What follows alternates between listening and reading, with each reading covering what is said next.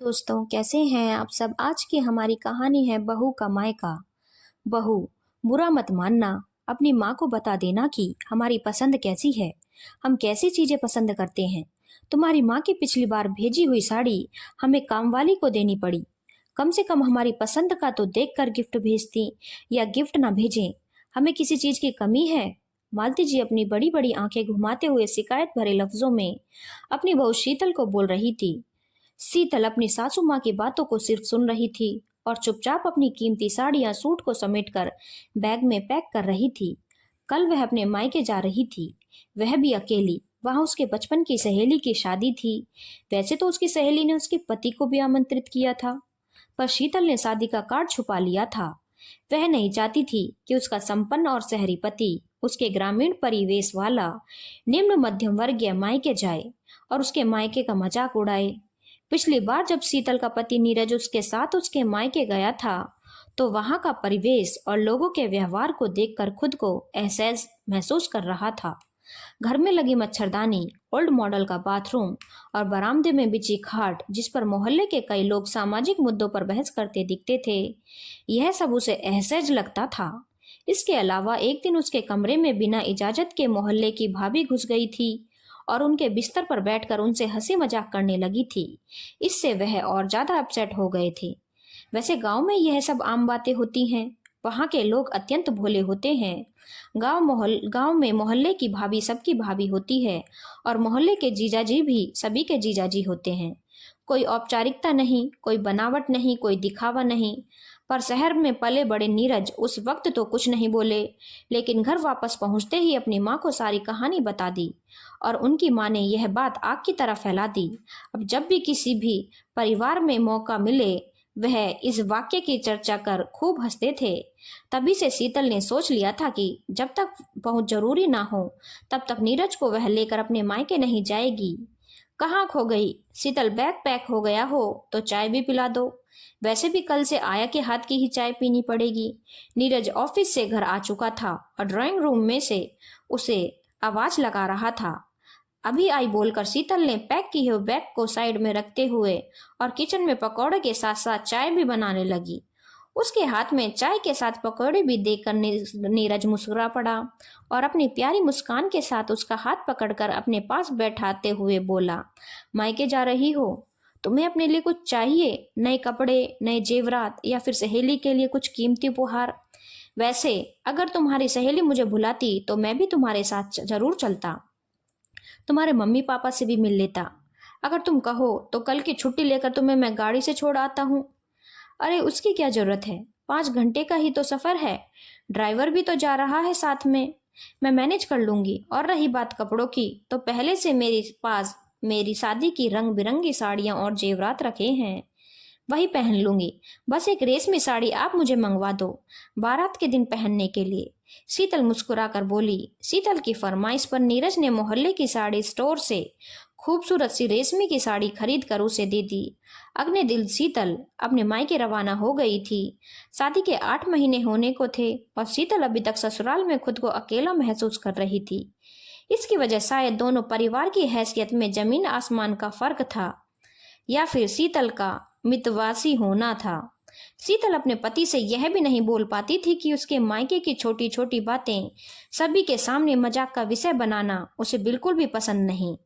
उसकी सासू माँ का तकिया कलाम था कि उसके मायके में एक शीतल है जो हमारे परिवार के लायक है, वरना हम ऐसे परिवार में अपने बेटे की शादी ना करते। शीतल को ऐसी बातों से बहुत कष्ट होता था। अगर वह उस परिवार की लड़की को अपनी बहू बनाया है, तो फिर वह परिवार उपहास का पात्र क्यों? लेकिन उसकी चुप्पी की वजह से कोई उसके हृदय के भावों को समझ नहीं पाता। नीरज ने कई बार कोशिश की कि शीतल उससे खुलकर बात करे, मगर शीतल हाँ और ना में ही जवाब देकर चली जाती। नीरज उसकी हिचकिचाहट को उसके ग्रामीण परिवेश का होना समझता था। शीतल और नीरज की शादी नीरज की बुआ ने करवाई थी। शीतल की सुंदरता और उसकी योग्यता से प्रभावित होकर उन्होंने अपने भतीजे के लिए शीतल को चुना था। शीतल सर्वगुण संपन्न लड़की थी जिसने शादी के बाद तुरंत ही ससुराल में सभी का दिल जीत लिया था। शीतल बहुत खुश थी, सभी उसे बहुत प्यार करते थे, परंतु उसे बात बात पर अपने मायके का उपहास बर्दाश्त नहीं होता। नीरज, बहू का फोन आया था कि वह 2 दिनों में वापस नहीं आ पाएगी। वह कुछ दिन और वहां रहना चाहती है। मैंने भी कहा ठीक है, रह लो, आखिर वह तुम्हारा मायका है। नीरज के ऑफिस से आते ही उसकी माँ बोली। माँ की बातों को सुन नीरज असमंजस में पड़ गया था। आज शीतल की सहेली जिसकी शादी थी उसका फोन आया था। वह शादी में नहीं आने का उल्हाना दे रही थी। उसने शादी के कार्ड पर उसके पूरे परिवार वालों को आमंत्रित किया था। शीतल से रिक्वेस्ट भी की थी कि कोई और ना आए, कोई बात नहीं, पर अपने पति को साथ शादी में जरूर लाना। शीतल ने उससे सारी बात छुपाई और झूठ बोला कि उसकी सहेली ने उसे आमंत्रित नहीं किया और आज अचानक से वहां रुकने के लिए फोन कर दिया, जबकि उसे पता है कि कल उसका और मेरा हिल स्टेशन जाने का प्रोग्राम है। फोन वो मुझे भी कर सकती थी। सैकड़ों सवालों के साथ नीरज खाना खाकर सोने चला गया। उसने बिस्तर पर जाने के बाद शीतल को फोन मिलाकर उससे बात करनी चाहिए, पर उसका फोन स्विच ऑफ था। शीतल का इस तरह से झूठ बोलना और उससे बात छिपाना नीरज को परेशान कर रहा था। 1 सप्ताह बीत गया। शीतल का कोई फोन, कोई समाचार नहीं आने से नीरज और उसका परिवार परेशान हो गया। शीतल के घर का लैंडलाइन भी बंद था और उसके पिता का मोबाइल भी बंद था। नीरज की मां खुद वहां जाकर उसे वापस लाने की बात बोलने लगी। नीरज ने उन्हें मना किया और ऑफिस में छुट्टी अप्लाई कर दी और खुद वहां जाने की तैयारी में लग गया। इसी बीच उसे याद आया कि शीतल की सहेली के मोबाइल नंबर पर बात की जा सकती है। शीतल की सहेली से बात करने से नीरज के पांव तले जमीन खिसक गई। शीतल शादी में डांस करते हुए गिर गई थी, जिससे उसके पांव में चोट लग गई थी। सुनते ही आनन फानन में नीरज अपने ससुराल के लिए निकल गया। वहां पहुंचते ही शीतल पर बहुत नाराज हुआ और तुरंत ही उसे अपने साथ वापस ले आया। घर जाने से पहले वह उसे हॉस्पिटल में ले गया। शीतल के पांव में सिर्फ चोट नहीं थी, बल्कि उसका पांव फ्रैक्चर था। गांव के डॉक्टर ने सिर्फ गर्म पट्टी बांधकर उसे रखा था। जब शीतल हॉस्पिटल से आई तो घर के सभी सदस्य उससे काफी नाराज थे। बात फिर वहीं आकर रुकी कि शीतल के मायके में किसी को औपचारिकता निभानी नहीं आती। शीतल गिर गई थी या बीमार थी तो उसके माता पिता की जिम्मेदारी थी कि हमें सूचित कर दे। हद हो गई। शीतल ने कॉल करके भी मुझसे झूठ बोला। उसे हमसे झूठ बोलने की क्या जरूरत पड़ गई? हमें अभी तक वह पराया मानती है। वह कभी खुलकर बात नहीं करती। समझ में नहीं आता हमसे कहाँ गलती हो गई। हमारी बहू शादी के 8 महीने बाद भी हमें पराया समझती है। शीतल की सास बड़बड़ाने लगी। अभी हम इस बारे में कोई बात नहीं करेंगे माँ, शीतल को ठीक हो जाने दो, फिर भाभी का ख्याल रखो। और गोलू, तुम शीतल को उठने बैठने में उसकी मदद करना। नीरज ने इस मुद्दे में दखल अंदाजी कर बातों को वहीं रोक दिया, लेकिन वह भी शीतल से उसके झूठ बोलने का कारण जानना चाहता था। इसी बीच मालती जी ने अपनी शादी के सालगिरह के उपलक्ष्य में सत्यनारायण भगवान की पूजा रखवाई। पूजा पर पंडित जी के साथ और उसके पति भी बैठे। पूजा में नए कपड़े पहनने थे, इसीलिए शीतल के मायके से आई हुई साड़ी जो इस बार वो लेकर आई थी वही पहनी थी। इतने दिनों में पहली बार शीतल के मायके की साड़ी उन्हें पसंद आई थी। पूजा में शीतल को भी व्हील चेयर पर बैठाकर नीरज लेकर आया। मोहल्ले की स्त्रियां भी पूजा में सम्मिलित होने आई थी। पूजा संपन्न होने के बाद मालती जी की पड़ोसी बोली, इस साड़ी में तुम बहुत सुंदर लग रही हो। हाँ, बहू के मायके से आई है, सोचा नहीं है तो इस बार इसे ही पहन लेती हूँ। मालती जी मुस्कुराकर बोली, अरे नहीं मालती, यह साड़ी तो मेरे स्टोर की है। यह लेटेस्ट 5 डिजाइन साड़ी मैंने मंगवाई थी, नीरज ही तो लेकर आया था उस दिन शाम को जब तुम्हारी बहू मायके जा रही थी। पड़ोसन मुस्कुराकर बोली, यह वही पड़ोसन थी जिसकी साड़ी का सेंटर था मोहल्ले में ही। मालती जी को शीतल के झूठ पर बहुत क्रोध आ रहा था। किस तरह उन्होंने सारे अतिथि को विदा किया और फिर पूरा घर सर पर उठा लिया। नीरज की माँ की साड़ी को पहचान चुका था और उसने भी स्वीकृति दी थी कि यह साड़ी मैं शीतल के लिए लाया था। मालती जी अपनी आज की बेइज्जती से उभर नहीं पा रही थी। उन्होंने अपने केक कटिंग का प्रोग्राम भी कैंसिल कर दिया और अपने कमरे में जाकर सो गई। रोना बंद करो शीतल, आज तुम अपने झूठ बोलने की वजह बताओगी। क्यों तुमने अपनी सहेली की शादी के आमंत्रण के बारे में भी झूठ बोला?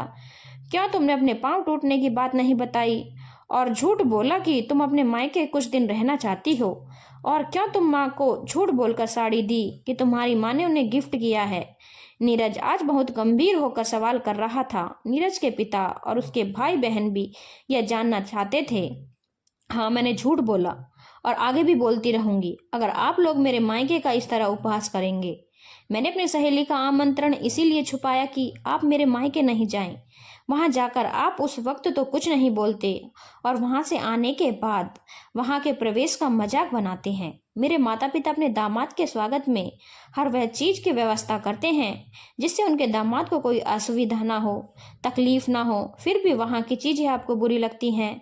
आप हर वक्त एहसास दिलाते हैं कि आप बहुत अनकंफर्टेबल हैं। इसी वजह से मैंने अपने पैर में चोट की बात छुपाई।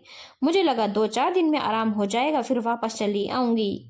अगर आपको चोट की बात बताती तो आप वहां आ जाते। यह मैं नहीं चाह रही थी। बात सासू माँ के झूठ बोलकर साड़ी देने की थी तो उसकी वजह भी यही उपहास है। वहां से भेजी गई कोई भी साड़ी माँ को पसंद नहीं आई, इसलिए आपसे झूठ बोलकर मैंने रेशमी साड़ी मंगवाई ताकि माँ उस साड़ी को पसंद करके पहने।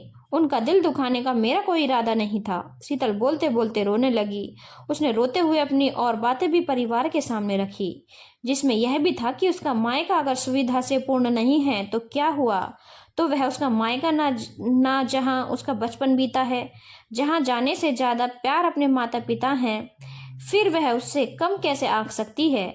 उसे भी ससुराल में एडजस्ट होने में परेशानी हुई है, पर वह इन बातों को अपने माता पिता को नहीं बता सकती क्योंकि इतने बड़े परिवार में शादी से पहले उसकी माँ की यही चिंता थी कि नए घर में उन लोगों के साथ वह कैसे एडजस्ट कर पाएगी। शीतल बोलती जा रही थी और रोती जा रही थी। शीतल की बातें बहुत हद तक सही थी, जिसकी स्वीकृति वहां पे खड़े सारे लोगों की झुकी नजरें दे रही थी। कमरे के दरवाजे पर खड़ी शीतल की सास भी उसकी सारी बातें सुनकर बाहर आ गई। तभी शीतल के ससुर जी बोल पड़े। शीतल उसके परिवार को स्वीकार कर उससे अपना प्रेम दे रही है, फिर शीतल का परिवार इससे वंचित क्यों? विवाह सिर्फ दो लोगों का मिलन नहीं होता, परिवार का मिलन होता है जिसमें एक दूसरे का सम्मान अत्यंत आवश्यक है। अगर परिवार में रहन सहन का अंतर है तो शीतल को भी अपने मायके यहाँ के रहन सहन के अनुसार ढलना पड़ा है, जो उसने बखूबी किया है। कभी भी उसने अपने आप को असहज महसूस नहीं होने दिया। असहजता का अर्थ ही अस्वीकार होता है। अगर हम किसी को स्वीकार करते हैं तो असहज नहीं हो सकते। आज के बाद मुझे इस तरह की शिकायत का मौका नहीं मिलना चाहिए। ससुर जी के वहां से जाने के बाद शीतल अपनी सासू माँ की तरफ मुड़कर माफी मांगने लगी तो उन्होंने उसका हाथ पकड़ लिया और कहा, बहू मुझे तुमसे माफी मांगनी चाहिए। मैंने तुम्हारा दिल दुखाया है। घर के बड़े होने के कारण मुझे बच्चों और नीरज की इस तरह के उपहास के लिए रोकना चाहिए था। मुझे खुद भी सोचना चाहिए था कि उपहार होता है, उसे स्टेटस से नहीं जोड़ा जाता। मैंने तुम्हारी हर सुख सुविधा को तुम्हारे मायके से जोड़ा, इसलिए मुझे माफ कर दो। आज मैं वचन देती हूँ, जिस तरह तुमने हमारे परिवार को स्वीकार किया है, हम भी तुम्हारे परिवार को स्वीकार करेंगे। मैं स्त्री होकर कैसे भूल गई कि स्त्री का मायका उसके लिए कितना प्यारा होता है। अब रोना बंद करो बेटा। सासू माँ की बात सुनते ही शीतल ने झट से अपने आंसू पोंछ लिए और कहा, मैंने रोना बंद कर दिया माँ। अगर आपने मुझे माफ कर दिया तो प्लीज केक काट दीजिए। उसके अचानक से इतने गंभीर मुद्दे से इस मुद्दे पर आने से घर के सभी सदस्य जोर जोर से हंसने लगे। इस गूंजती हंसी में एक दूसरे की भावनाओं का सम्मान का रंग था। दोस्तों, आपको हमारी कहानी कैसी लगी? कृपया चैनल को लाइक, शेयर और सब्सक्राइब करना ना भूलें।